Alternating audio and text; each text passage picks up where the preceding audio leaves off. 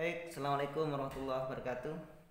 Pada kesempatan kali ini kita alhamdulillah diberikan kesehatan dan kesempatan untuk melanjutkan video tutorial sebelumnya tentang perakitan PC.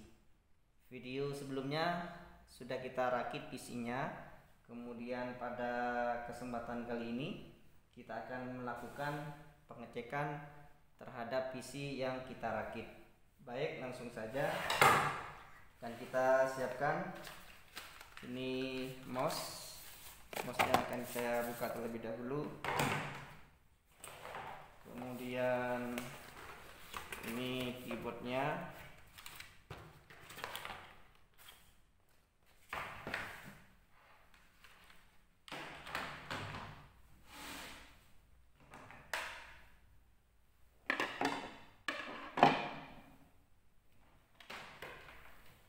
Oke, ini adalah kabel power dari monitor, kita pasang.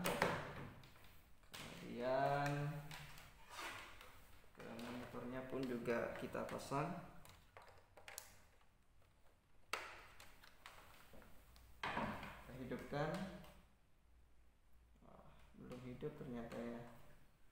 Oke, kita cek power listriknya terlebih dahulu.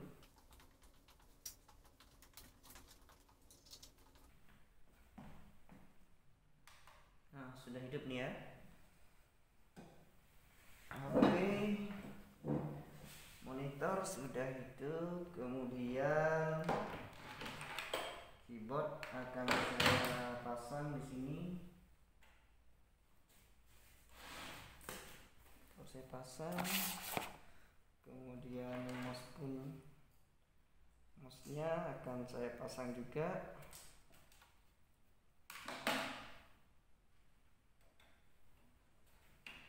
Kemudian kabel VGA saya pasang di sini. Nah, kemudian ini adalah kabel power listrik ke PC, jadi kita pasang belakangan.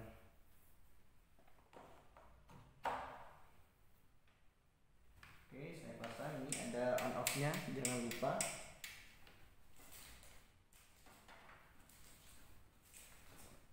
Ya, saya hidupkan ini karena terkadang kita bisa jadi lupa, ini tidak kita on kan, sehingga PC kita yang kita cek ya nggak nyala-nyala ya, karena mengira ada yang bermasalah padahal ininya belum kita on kan. Jadi ada beberapa power supply yang memang ada on off nya. Oke, sekarang sudah saya hidupkan.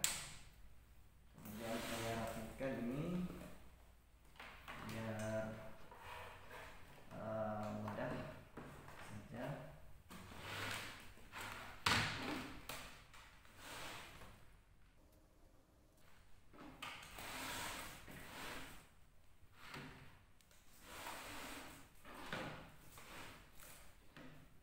Oke, saya hidupkan. Bisa lihat, kita perhatikan ini ya, belum nyala ya. Nah, sudah kita pasang, ini sudah. Karena ini mati berarti harus kita cek. Mungkin ada yang belum terpasang. Sepertinya nggak perlu pakai obeng ya.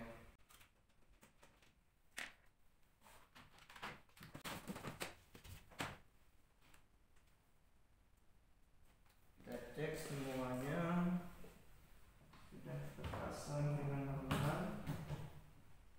Ini kita cek lagi, tapi ini kok masih mati ya. Semoga tadi kita pastikan terpasang dengan normal. Kemudian ini pun power switch-nya kita cabut, saya pasang lagi untuk memastikan kalau ini benar-benar terpasang. Oke, sekarang kita coba lagi. Oh, masih mati ya. Baik, sekarang kita perhatikan pada mainboard ini. pada sebelumnya yang saya pasang pada mainboard ini ada dua kabel ya. Yang pertama itu konektor 24 pin yang ini ya, yang utama yang besar. Kemudian ada dua ini. Biasanya kalau pada mainboard lama atau power supply lama ini hanya 4 pin ya. Sekarang sudah menggunakan 8 pin ya. Ada 8 pin seperti ini. Ini sebenarnya ada 4 pin ya, cuma digabung menjadi 8 seperti ini. Hanya di sini ini bentuknya sama ya, sama-sama 8 pin. Jadi jangan sampai keliru ketika merakit PC, khususnya pada mainboard yang baru dengan menggunakan power supply merek Extreme. Power supply merek Extreme, ini mereknya. Ya, ini merek Extreme 600 watt. Oke. Kemudian yang kita gunakan adalah yang ini ya. Jadi kita perhatikan di sini 4 kabel ini kuning semua, kemudian belakangnya hitam semua. Sebelumnya yang saya pasang adalah yang ini ya. Jadi perbedaannya seperti ini, bisa kita lihat. Ini kita lihat ya, ini perbedaannya. Jadi tadi saya keliru, yang saya pasang adalah yang ini. Sehingga komputer tidak bisa on ya, tidak bisa hidup. Jadi yang kita pasang yang ini. Oke. Sekarang ini akan saya pasang lagi.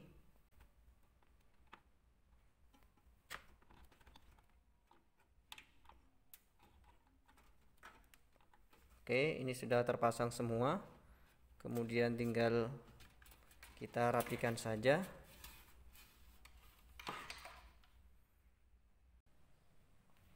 Baik, sekarang kita lanjut. Sudah kita rapikan kabel-kabelnya. Kemudian kita teskan. Monitor sudah kita on-kan. Kemudian ini kita akan hidupkan. Lampu indikator power nyala. Ini menandakan kabel front panel yang kita pasang benar. Kemudian juga lampu indikator reset juga berjalan dengan normal. Oke, sekarang sudah tampil seperti ini. Jadi ini menandakan bahwa yang kita rakit, yang kita pasang sudah tidak ada kendala. Sekarang kita cek apakah RAM yang kita pasang sesuai dengan merek dan kapasitasnya. Juga hard disk yang kita pasang apakah juga sesuai dengan yang ditampilkan di BIOS-nya. Sekarang kita akan masuk ke BIOS. Ini saya kontrol IoT Del untuk merestart. Kemudian kita tekan tombol Del seperti ini ya. Kita tekan terus sampai tampilan untuk BIOS. Nah, ini adalah BIOS-nya ya. Jadi ini adalah BIOS UEFI. Untuk mainboard saat ini BIOS itu sudah UEFI rata-rata, jadi dia ada tampilan grafisnya dan mouse atau kursor di sini bisa kita gunakan. Sedangkan pada BIOS sebelumnya kita hanya bisa menggunakan keyboard saja. Oke. Sekarang kita lihat lebih detail di sini. Baik, sekarang kita perhatikan di sini. Untuk BIOS UEFI tampilannya sangat keren. Jadi kita bisa melihat temperatur dari mainboard di sini kita bisa lihat. Jadi dia 36 derajat untuk mainboardnya. Kemudian CPU atau prosesornya ini 41 derajat Celcius. Ini untuk CPU. Kemudian frekuensi dari CPU juga bisa kita lihat di sini. Ya, sangat detail sekali. Kemudian ini spesifikasi lengkap dari CPU, mulai dari CPU base clock, kemudian CPU ratio, core number, jumlah core-nya 6, kemudian voltasenya dan seterusnya. Kemudian di sini kita cek RAM. Ya, ini RAM-nya. RAM yang kita pasang itu 8 GB. Jadi ini satuannya 8 GB bisa kita, nah ini ya. Bisa kita lihat di sini 1024 kali 8, jadi 8192 MB. Jadi ini satuannya MB di sini. Jadi ini ada kapasitasnya adalah 8 GB. Kemudian detailnya yang lain, storage. Nah, ini penyimpanannya. Jadi kita menggunakan harddisk SSD merek SanDisk, kapasitasnya 240 GB, terpasang pada SATA port 4. Jadi ini bebas ya, kita mau pasang pada port berapa di mainboard. Kemudian di sini juga ada SPIU fan, informasi tentang tentang kipas ya, perputarannya dan seterusnya. Jadi ini sangat lengkap sekali ya, bisa kita lihat seperti ini. Ini kalau kita mau flash mode jangan di no aja, dan seterusnya. Hardware monitor ya seperti ini. Ini bisa kita lihat di sini. Jadi cukup menarik, cukup keren untuk tampilan BIOS untuk saat ini. Oke. Kemudian ini juga ya, bisa kita lihat seperti ini. Ini untuk SPIU-nya ya, bisa kita lihat seperti ini. Kemudian sistemnya juga, sistemnya belum ada. Oke, seperti ini. Oke, ini untuk tampilan di BIOS UEFI, LAN dan seterusnya juga bisa kita lihat. Kemudian jika kita ingin melakukan instalasi sistem operasi, maka kita bisa mengklik di sini menu Advanced F7 ya. Nah, seperti ini. Kemudian kita masuk ke setting. Nah, di sini ada boot ya. Boot ini kita menentukan booting prioritas. Jadi kalau kita install biasanya menggunakan, kalau dulu kita menggunakan CD-ROM ya, maka CD-ROM ini kita arahkan posisinya ada di paling atas sendiri. Jadi ini bisa kita klik seperti ini, kemudian diarahkan ke CD. Jika bootable Windows-nya kita menggunakan CD. Jadi untuk saat ini kita sudah jarang sekali menggunakan bootable CD. Kita biasa menggunakan flash disk ya. Jadi kalau menggunakan flash disk prosesnya juga lebih cepat. Nah, sekarang di sini belum terbaca ada flash disk ya. Sekarang akan saya coba pasang flash disknya. Saya coba pasang flash disk. Saya akan memasang flash disk ya dengan merek Lexar ini. Di dalam flash disk ini sudah ada bootable Windows ya, bootable Windows 10. Sekarang ini akan saya pasang. Oke, flash disk sudah saya tancapkan ke PC. Sekarang kita cek apakah flash disk yang kita pasang terbaca atau tidak ya. Kita lihat ya, belum terbaca. Berarti jika tidak terbaca kita harus mereboot PC ini, karena memang ini tidak seperti di Windows ya. Kalau di Windows atau di OS lainnya dia kita pasang langsung terdetek, sedangkan ini masih posisinya kita masih ada di BIOS. Oke, sekarang kita restart. Cara restartnya bisa di sini ada ini ya, save and exit. Kemudian bisa kita keluar ya. Kita pilih save change and reboot aja. Kita yes. Kita tunggu dia proses restart, kemudian kita tekan tombol L di keyboard, jangan lupa untuk masuk ke tampilan BIOS.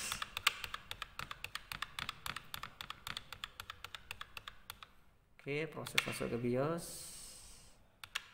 Nah, sudah seperti ini. Kemudian kita akan mengecek apakah flash disk merek Lexar tadi sudah terdetek atau tidak. Kita masuk ke setting di sini. Kemudian masuk ke boot ya, ke menu boot ini. Kemudian kita cek di sini apakah ada flash disk merek Lexar. Nah, ini ya, USB key ya, Lexar. Ini adalah flash disk yang saya pasang. Jadi kalau kita mau melakukan instalasi Windows menggunakan flash disk, maka USB Lexar ini, merek Lexar ini harus ada pada posisi pertama. Ya, oke, sekarang langsung akan saya rubah, tinggal saya klik di sini. Oke, kemudian kita cari Lexar USB. Nah, ini adalah flash disk yang saya pasang, saya klik. Kemudian yang kedua, urutan kedua harus kita pasang atau harus kita setting pada hard disk ya, karena nanti booting pertama dia akan mengarah ke flash disk. Setelah flash disk selesai, dia akan mencari ke booting kedua yaitu hard disk. Oke, kita pilih di sini. Sudah seperti ini. Jadi kalau kita mau melakukan instalasi, hanya dua yang kita setting di urutan booting. Booting yang pertama flash disk, urutan booting kedua adalah hard disk. Untuk yang lainnya bisa kita disable atau kita abaikan saja. Oke, sekarang kita save, kita klik lagi di sini setting. Kemudian di sini ada save and exit, saya klik. Kemudian save, change and reboot. Oke, muncul pesan seperti ini. Di sini ada peringatan tahun dan seterusnya. Oke, di sini sudah benar. Kita klik yes. Komputer ini akan reboot secara otomatis. Kemudian kita tunggu. Nanti akan muncul pesan atau instruksi untuk booting ke flash disk. Kemudian kita tekan salah satu tombol di keyboard. Kita tunggu. Oke, ternyata langsung terbaca flash disknya. Nah, ini dia langsung ke tampilan Windows. Jadi seperti ini ya. Jadi misalnya ada yang kelewat tadi, bisa diulang video ini, kita ulang lagi di depan, dimulai dari awal. Jika kita sudah paham, sekarang akan kita lanjut. Hari ini kita akan melakukan instalasi Windows 10. Ya, ini tampilannya seperti ini, nggak perlu kita rubah. Kita next saja. Kemudian di sini ada menu install ya, kita klik install.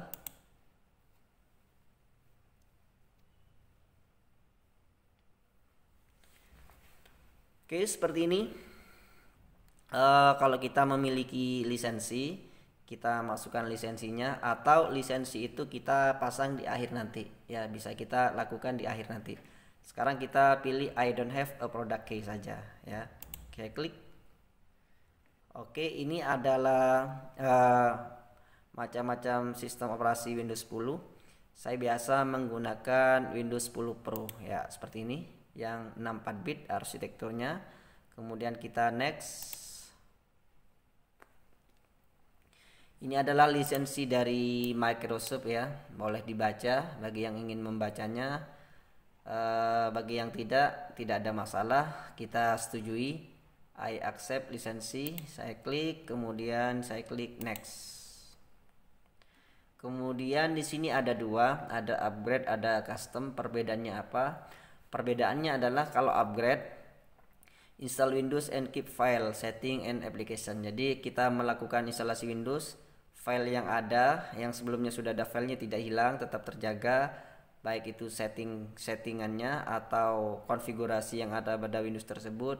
Berikut juga dengan aplikasi-aplikasi yang terinstall di situ. Ini biasanya kita gunakan, misal sebelumnya kita menggunakan Windows 8 misalnya, kita upgrade ke Windows 10 seperti itu, atau Windows 10 yang versi misalnya versi lama atau versi 2018. Kemudian kita upgrade ke yang terbaru, misalnya versi 2020 dan seterusnya seperti itu. Karena sekarang kita melakukan instalasi dari awal, dari harddisk kosong, jadi kita menggunakan yang ini, custom, install Windows only. Jadi ini akan misalnya sebelumnya ada datanya, maka data itu akan kita hapus seperti itu. Karena ini harddisk kosong, jadi kita akan melakukan partisi dari awal. Oke, kita klik. Nah, seperti ini. Kita perhatikan di sini, ini adalah harddisk yang kita gunakan, kapasitasnya 240 GB, terbaca 223,6 GB di sini, masih belum kita partisi. Ini kita partisi dua, partisi yang pertama kita pasang 100 GB, sisanya kita alokasikan ke partisi berikutnya. Oke, sekarang kita klik new di sini. Kemudian kita pasang 100 GB, berarti 100.000 MB ya. Anggaplah 100.000 MB. Oke, kemudian kita apply. Kita oke. Kita tunggu beberapa saat.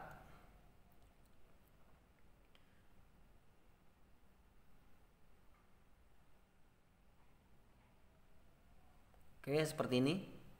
Jadi dia membuat partisi secara otomatis ya. Jadi ada partisi recovery di sini ya. Ini sistem yang membuat. Nanti ini digunakan untuk merecover. Kemudian ada sistem, ada reserve ya. Ada tambahan 3 partisi dan ini otomatis ya, otomatis dari Windows. Kemudian sistem operasi nanti akan kita tempatkan di sini ya. Ini akan terbaca sebagai local disk C di sistem. Kemudian sisanya masih unallocated, ini akan kita alokasikan untuk partisi D. Oke, kita klik new, kita apply saja untuk memformatnya. Sekarang sudah seperti ini. Windows akan kita install di mana di sini. Ya, ini adalah partisi yang kecil. Yang ini punyanya sistem, kita abaikan saja. Biasanya di Windows nanti 3 partisi ini tidak akan terlihat secara defaultnya. Oke, sekarang kita arahkan ke sini. Kemudian kita klik next. Jangan sampai keliru kalau kita klik ini misalnya kemudian kita klik next, maka sistem operasi itu akan ada pada partisi kedua atau partisi D ya, ada di partisi D-nya. Ini partisi C, ini D, local disk C, local disk D. Oke, sekarang OS-nya kita arahkan di sini. Oke, kita next. Nah, proses ini lumayan lama, ini membutuhkan waktu beberapa menit ke depan. Kita tunggu prosesnya.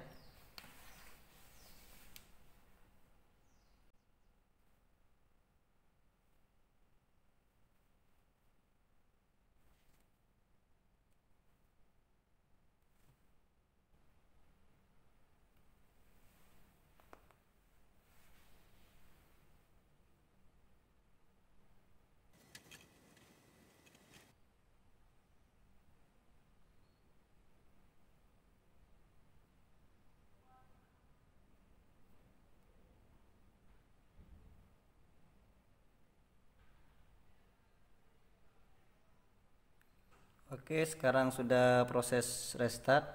Dia itu restart sendiri ya. Jadi ini proses restart otomatis. Kita tunggu saja. Kemudian komputer ini akan nyala lagi. Kemudian flashdisk yang kita pasang boleh dicabut ya. Yang kita pasang barusan, flashdisk portable. Ini posisinya sudah saya cabut ini.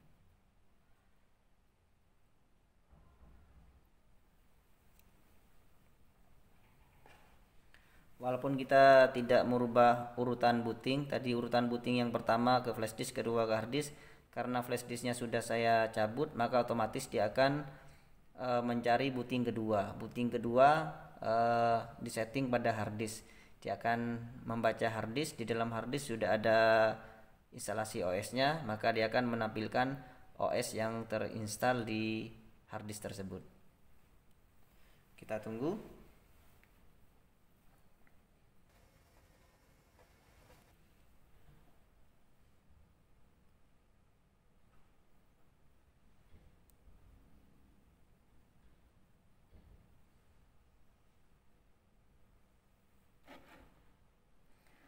Kemudian dia restart lagi ya, untuk kedua kalinya. Jadi yang pertama restart, kemudian ini restart lagi. Kita tunggu saja.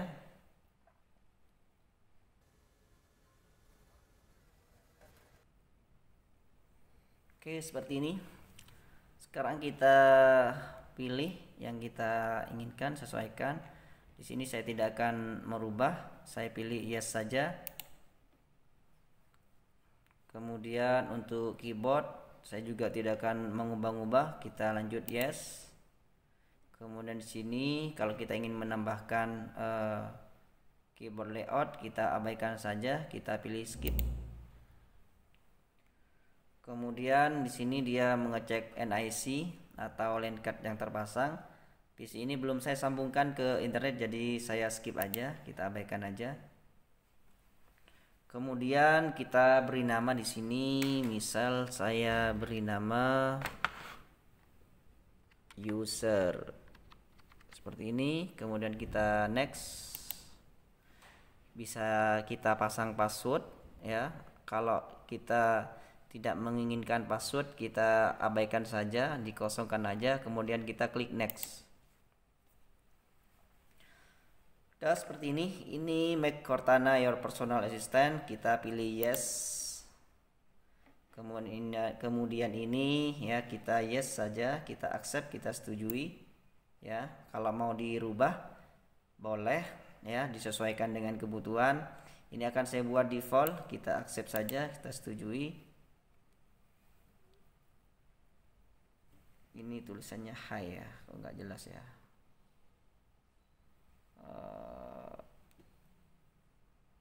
Ini kameranya ya. Nah, oke.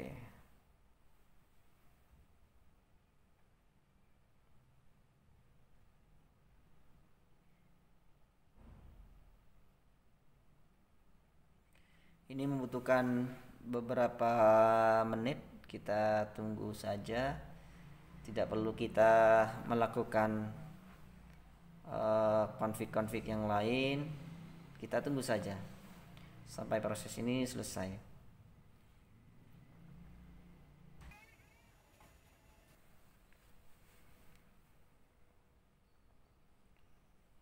Nah, sudah selesai instalasi Windows-nya. Oke, seperti ini. Jadi untuk instalasi OS, sistem operasi sudah selesai. Bisa kita lihat partisinya. Tadi kita partisi 2. Di sini masih terbaca 1 ya, C saja. Kemudian cara menampilkan partisi yang kedua adalah kita klik di sini, kemudian manage. Klik manage.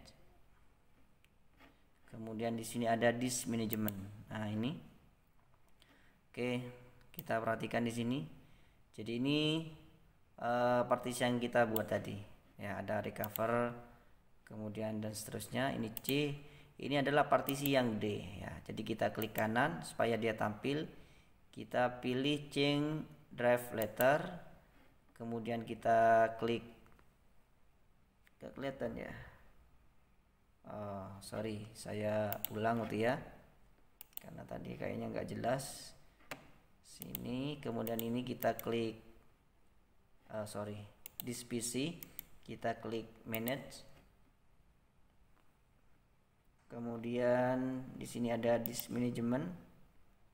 Nah, ini adalah partisinya tadi. Ini yang D ya, ini yang partisi C, ini partisi D. Kita klik kanan di sini. Kemudian change, kemudian kita pilih add. Nah, kita arahkan ke D. Ini sudah otomatis. Ini bisa kita rubah sesuai dengan keinginan. Saya buat default saja. Kita OK.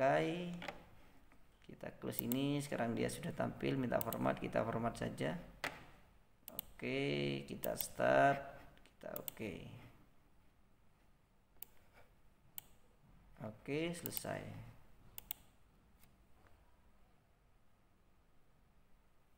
Oke, ya seperti ini. Ini sudah selesai.